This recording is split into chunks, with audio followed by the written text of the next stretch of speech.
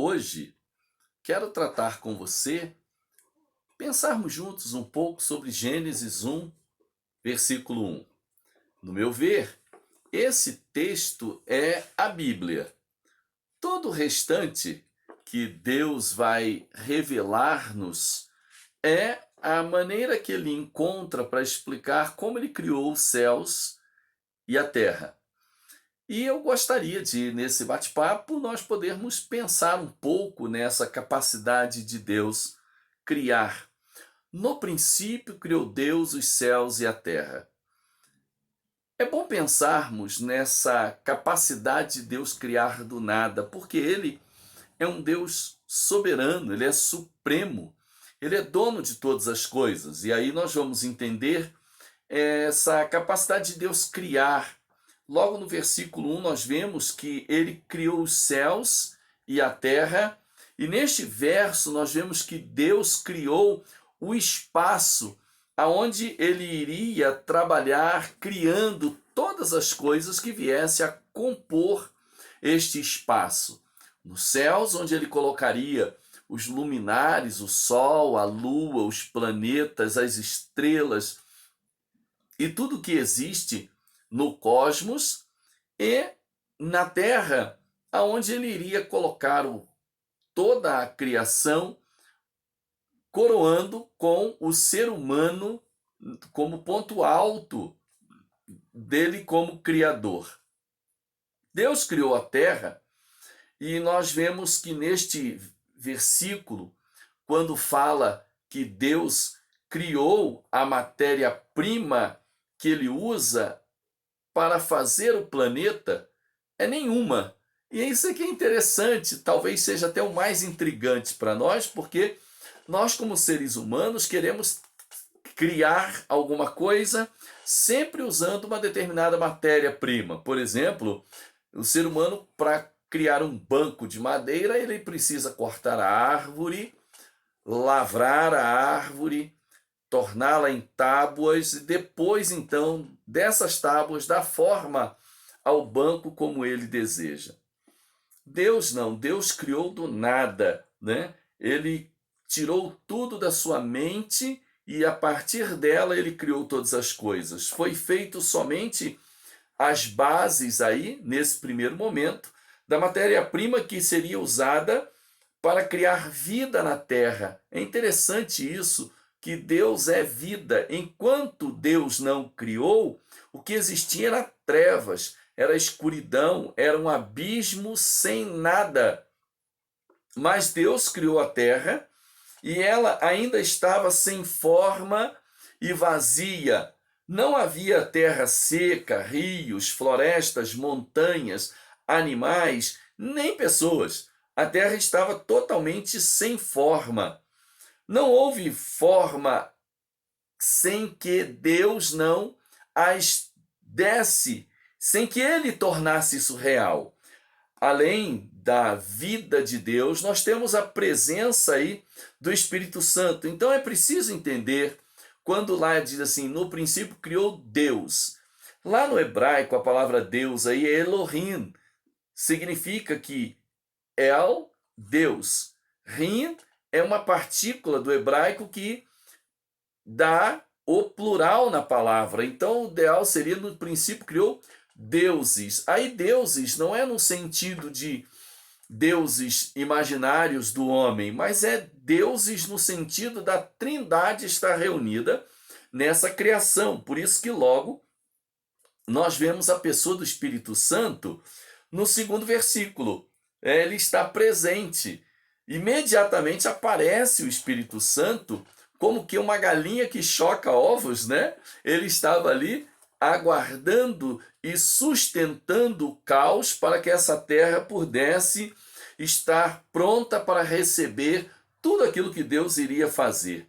Deus criou a terra, então, do nada. Deus pode ver no escuro, mesmo que haja trevas, o Senhor consegue enxergar, porque Deus vê todas as coisas, não como nós vemos. Nós precisamos de luz para enxergar. Deus não. Ele faz, ele enxerga, ele vê tudo não precisa de luz. Quem precisa somos nós. E aí nós vamos entender que, nos olhos do Senhor, ele viu bem claro a necessidade dessa terra estar sendo acompanhada, né, por uma luz, não para ele, mas para que a criação que fosse feita pudesse então vir a existir.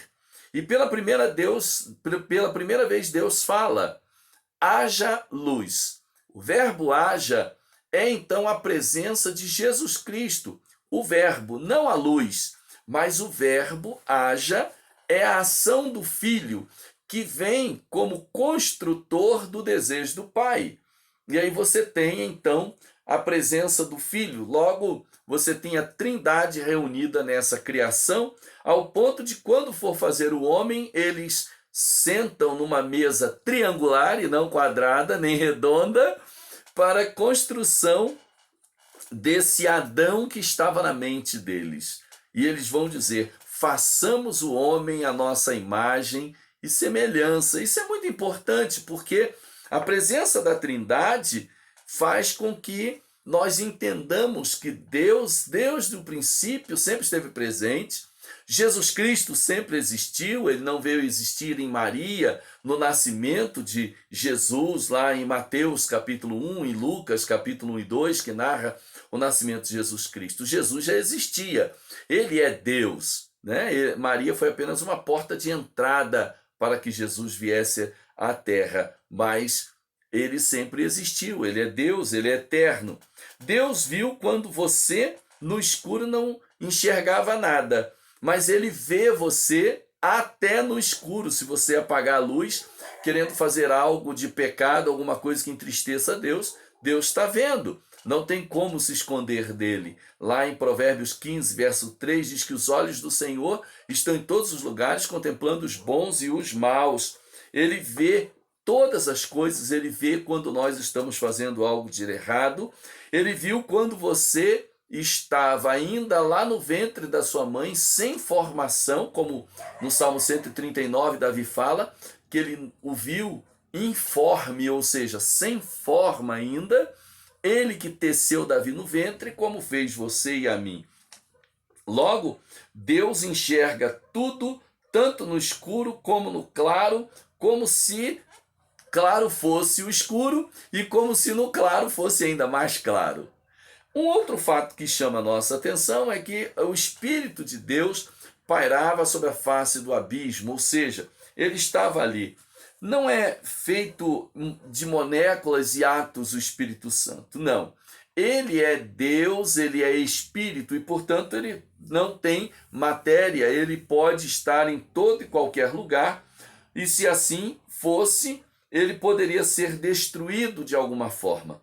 Mas o Espírito Santo não pode ser destruído porque ele não depende de nada nem de ninguém. Ele é Deus, ele age na vida das pessoas. A palavra Espírito aqui, no hebraico, quer dizer sopro. Algumas traduções até usam a palavra vento ou sopro, mas os judeus, para explicarem a palavra Espírito, usavam este termo, sendo que o vento e o sopro não são visíveis e não se compõem de algo material. Não enxergamos, mas percebemos que o Espírito de Deus é algo que age na vida da gente, tem poder, é a mão de Deus agindo em nosso favor. É uma das melhores maneiras de expressar o significado da palavra Espírito, seria Ruach Elohim, sopro, que indica vida, sopro da vida. Deus é Espírito e ele então significa o sopro da vida para nós.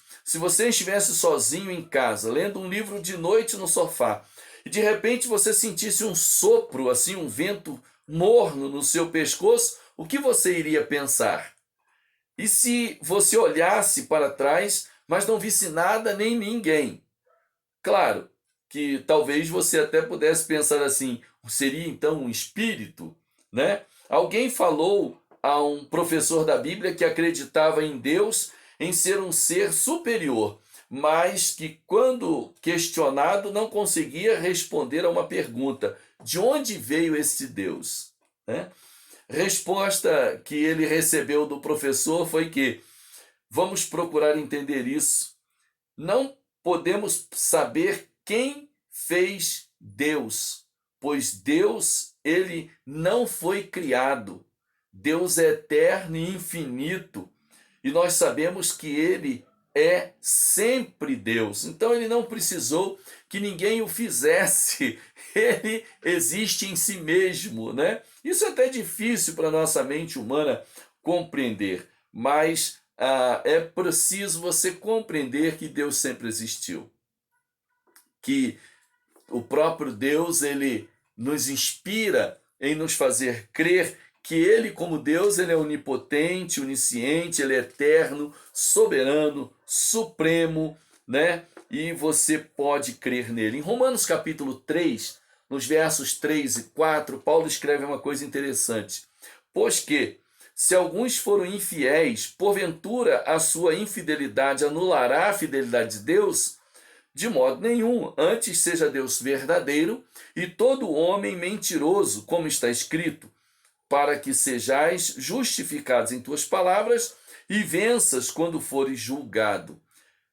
Então é preciso entender que aqui em Gênesis, Deus, ele que se dá a conhecer, é ele que se mostra, é ele que se faz conhecer, né? E até aqui Deus ainda não havia criado nem o sol, nem a lua, nem as estrelas, não havia outra fonte de luz. Existiam águas profundas sobre toda a terra e existia também o cuidado de Deus para com essa criação em fazer espaço, criar espaço para que ele pudesse então trabalhar a sua criação. Então veio a luz. No verbo se movia, algumas traduções podem usar a palavra pairava, né? Este verbo indica que Deus não precisa de algo para se apoiar, né? Ele não precisa de um apoio, de um assento, né? Ele não estava caminhando em cima da água. Isto enfatiza o fato de que Deus é espírito e na sua onipresença, ele, como Deus, vai ser enfatizado aí aquele que cuida da sua criação. E então, no primeiro momento da criação, nós vemos Deus dizendo: haja, é Jesus presente. E ele vai dizer: haja luz, quando disse Deus. Quando Deus fala, nós devemos prestar muita atenção, porque alguma coisa vai acontecer. Nós sempre estamos prontos para ouvir notícias, novelas, até piadas sem graças, né? Mas é importante que a palavra de Deus é muito mais eficaz, poderosa e verdadeira, e a ela cabe a nossa atenção, é preciso ouvi-la. Deus criou a luz com o quê? A Bíblia diz que ele criou com a sua palavra. Já parou para pensar? Que poder tremendo! Com a sua palavra. Quando Deus fala, as coisas acontecem. Quando ele quer, nós também temos a capacidade de criar, né, tristeza, alegria, né? Temos a capacidade de criar situações, mas Deus, ele criou do nada. Isso é que chama a nossa atenção. Ele tem capacidade de criar com a sua palavra, com o poder da palavra. Nós também temos, né, o desejo de ouvir a voz de Deus. Se usamos palavras de encorajamento, então criamos certas atitudes em pessoas, em crianças, que incentivam ter mais força, né? E você pode imaginar o poder que Deus tem com a sua palavra? Se nós, com a nossa palavra, às vezes incentivamos as pessoas, né? Motivamos as pessoas, agora você imagina Deus, que quer muito mesmo que nós entendamos a sua palavra. Então, é Deus quem vem ao nosso encontro, é Ele que vem ao nosso socorro, é Ele que se revela a mim e a você. Quando Deus fala, não deixe de prestar atenção, ele tem um recado especial para você. Aqui nós vemos no versículo 4 que a palavra boa, que essa palavra que chama a minha atenção nesse verso 4, porque tudo que Deus faz é bom. Como poderia ser diferente se Deus, no seu caráter, ele é bom? Ele não pode criar algo errado, mal feito, com defeito. Outro dia eu comprei algo aqui para casa e nós estávamos muito felizes que chegou o objeto, compramos pela internet e quando fomos usar, o objeto estava com defeito, novo, mas veio com defeito. Deus não nos surpreende dessa forma, de forma ruim. Até as surpresas de Deus são boas, são abençoadoras. O que Deus deseja é que, e Ele quer para a sua criação, é que tudo seja bom para as nossas vidas, seja bom para a sua vida. No versículo 5, nós vemos que as pessoas não acreditam na história da criação, porque Deus criou a luz antes de criar o sol, a luz e as estrelas, e perguntam, mas como poderia haver luz sem o sol, a luz e as estrelas? A resposta é simples. Deus é muito mais inteligente e sábio do que nós somos. E aí, cabe a Ele facilmente fazer a luz de forma e do jeito que Ele quer. Há muitos fenômenos da natureza que se mostram e que nos fazem perceber a luz com a ausência das estrelas, da lua e do sol. Por exemplo, relâmpagos, né? As auroras polares, né? A aurora boreal, astral, são outros nomes para o mesmo fenômeno. Hoje, vemos muitas luzes em nossas casas alimentadas por diversas fontes de energia além do sol. Isso é interessante, né? Alguns cristãos dizem que na Bíblia, e não querendo parecer menos intelectuais também, querem acreditar naquelas teorias que saiu do estágio de um nível de hipóteses dentro de processo científico. E esta teoria chama-se a teoria da evolução. Eu acho interessante como as pessoas se prendem a isso. E no processo científico, crer na Bíblia parece que é coisa de pessoas que não têm condições intelectuais. Não, ao contrário, algumas das leis, como por exemplo a lei da gravidade, a lei da termodinâmica, a lei das cargas opostas, as leis de omissão fotoelétrica e muitas outras. E aí eu te pergunto, como nós hoje aceitamos a teoria da evolução, que jamais saiu do estágio de hipótese como se fosse um fato ou uma lei científica? O certo seria colocar os livros, a hipótese, a evolução das espécies e as próprias leis das ciências contrariam essa essência da sua teoria. Se você quer mais informações sobre a teoria da evolução, você vai descobrir, estudando-a, que ela não passou de uma teoria até agora. Não há a não ser hipótese. Ainda não foi comprovada, por isso que ela continua sendo chamada de teoria.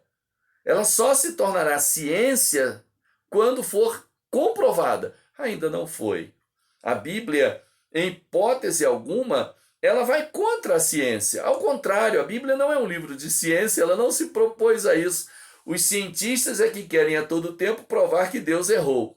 Mas Deus não se preocupa em querer provar que o homem está errado. O homem por si mesmo, na sua natureza, erra e continua pecando. E continuará errado e falhando. A maioria dos estudiosos da Bíblia concorda que o escritor do livro de Gênesis foi Moisés. Foi escrito ali pelo período de 1445 até 1405 a.C.